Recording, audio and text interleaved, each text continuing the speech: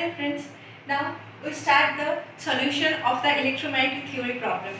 So I choose the NET GATE papers and I will discuss the questions one by one. Today I choose GATE 2012 question paper. So let's start. The space-time dependence of the electric field of a linearly polarized light in free space is given by x cap E naught cos omega t minus kz. The time average energy density associated with the electric field. There are four options and I don't write the options. I will tell you the answer. Before that, we have the habit that whenever we see the numericals, we see the formulas, we can't understand the physics. But here I want to tell you the physics also. Look, the electric field vector of the linearly polarized light. Why it is linearly polarized? Because the direction of the electric field only along x cap. So it is not a superposition of x cap plus y cap. Okay. So whenever there is the two components of the electric field, that is unpolarized light. But this is linearly polarized light because this is the one electric field component and that is along x-axis, and there is no. This is the linearly polarized light. Okay, and this solution is the plane wave solution. Why it is plane wave? Because look at this, omega t minus kz.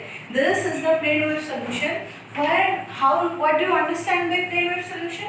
This is the propagation of the wave along, suppose this is along z direction because k dot r is k into z, and this planes perpendicular to the direction of propagation at this plane, the phase of the wave is constant. That's why this is called plane wave solution. Okay, so read the problems, understand the physics, you will understand everything.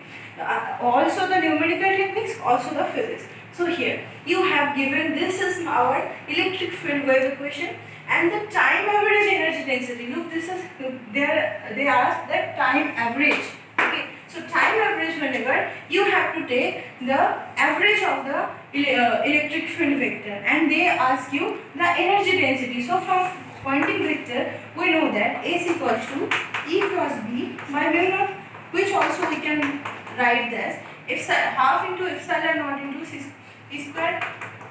See, and this is the Poynting factor, this is the total energy density, but they have told you the average energy density of the associated with the electric field. So electric field associated, suppose this is, I tell you, UE will be half into epsilon naught into E square, because the UE plus UV both will give you the total energy density S. So this is half epsilon naught square. You want to take the average of this, so you will take the average of half epsilon naught square. That's what I have written it. And half epsilon naught you take out, and epsilon E square average also, E square is taken out. Now cos square omega t minus kz average is half. Okay. Whether it is cos square or it is sin square, the average of the cos square omega t minus kz or sin square omega t minus kz will be half. So the solution will be half epsilon naught into E naught square into half due to this term. So 1 by 4 epsilon naught E naught square. If they ask you the average energy density associated with the magnetic field and they give in place of E naught, they give you B naught, then you have to write it half B square by mu naught. Okay, not epsilon naught E square. Or if they want to know the total energy density, then you should find out the Poynting vector or the U, that is UV plus UB, that is energy density. If they want to find out the average Poynting vector, then you have to find out first UV plus UB and then you take the time average of total energy density. Okay, so three kinds of problems. Here only one question I have discussed, but I tell you the patterns. Next question, let me erase it out first. Next question, a plane electromagnetic wave traveling in free space incident normally on a glass plate of refractive index 3/2. If there is no absorption, look, if there is no absorption by the glass, its reflectivity is how much? Why this is important? Why the question itself is telling you no absorption? Where if there is no absorption, then reflectivity plus transmittivity should be 1, and you can find reflectivity equals to 1 minus transmittivity. But if there is absorption, then reflectivity plus transmittivity plus absorption coefficient should be 1. You should include the the absorption also, and if they tell you the absorption coefficient is this much, then you have to include that also. Okay, so here the case is there is no absorption, and this is the electromagnetic plane wave. So earlier this solution omega t minus kz phase is constant, and this is traveling and incident normally on the glass plate. In some videos where I have discussed Fresnel's law, I told you for normal incidence the theta will be 0. Okay, and the reflectivity formula is n1 cos theta 1 minus n2 cos theta 2 divided by n1 cos theta 1 plus n2 cos theta 2. Now theta 1 equals to 0, theta 2 equals to 0. This is like this. This is incidence angle, this is reflection angle. So this is angle is 0 degree theta. So here n1 cos theta 1 will be n1, n2 cos theta 2 will be n2, n1 cos, so n1 minus n2 by n1 plus n2. Now n1 is the reflective index of the air and glass. So you take 3 by 2 minus 1 divided by 3 by 2 plus 1, and you find out that 0.04. So if it is in percentage of R is 4%. Now I tell you a beautiful physics. You always remember, if the light is incident normally on a glass plate of refractive index 3 by 2 from air, this is air and this is glass. If it is the normal incidence, the reflectivity will be always 4% and transmittivity always 96% if there is no absorption. If they ask you what is the transmittivity, you have to write that T equals to 1 minus R, and you find out 96%. This is a very important thing to remember, for this is a very common thing. Okay, now I am telling you beautiful physics. This is quite not related to the question, but it is very beautiful, because in Newton's ring you are taking you will get a Newton's ring. Okay, because of the interference. This is suppose a plano-convex lens, and this is a glass plate. The interference between rays that is reflected from this layer and another ray that is reflected from the glass plate. One is reflected from this side, another is reflected from this side. Or let me clearly draw. One ray is reflected from this side and another ray is reflected from this side, and if they will interfere constructively or destructively, they will give you fringes, and they are circular. Now there is also the dark fringe here. Central fringe is the dark fringe, then bright, then dark, then alternatively dark, bright, dark, bright. There is also interference due to the transmitted light.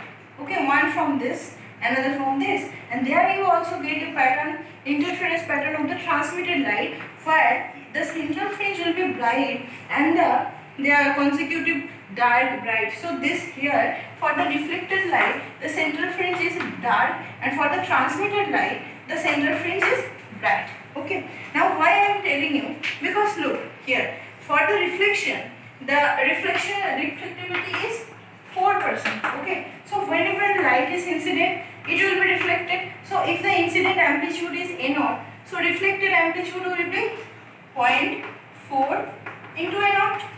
Okay, now the second reflected light amplitude will be 0.4 into A0. Okay, just take two light waves, one with the amplitude 0.4 into A0, one with the amplitude 0.4 into 0.4 A0, that is 0.16 A0. I am giving you the this thing because I want to ask a question that in Newton's ring you also get a reflected light interference pattern, you also get a transmitted light interference pattern. If in interview the teacher asks you which one to choose, okay, you should choose reflected one or the transmitted one. If you choose reflected one, why is it so? If you choose transmitted one, why is it so? I am giving you the explanation. So interference, you are taking two lights, two reflected lights, one with, suppose this is I1, one with the intensity of 0.4 A1, other one with the intensity 0.16 A0. Okay. Now for the transmission case, this will be 0.96 into A1 and other will be 0.96 into 0.9. So why do you consider the fringe visibility in terms of when we find out the interference pattern? We specially concerned with the fringe visibility, that is V, which is I1 minus I2 by I1 plus I2 whole square. This is I max minus I min by I1 plus I min whole square. I am here calculating two rays. Suppose you have the after reflection, you have one I1 and another I2 and both interfere, and you will get interference pattern. So for reflected light, I1 will be the amplitude or intensity of the I1 will be 0.04 into A1, where A1 is the intensity or amplitude of the incident light, because this much amount of light will be reflected, and for the second light the intensity will be 0.04 into 0.04 A1, that is 0.0016 A1. For the transmitted light, I1 will be 0.96 into A1 and I2 will be 0.9216 A1, because this much amount will be transmitted from the incident light. Now, whenever you calculate the fringe visibility for the reflected light and transmitted light, fringe visibility for reflected light will be 0.85207 and fringe visibility for transmitted light will be 4.16 into 10 to the power minus 4. Look, this is fringe constant.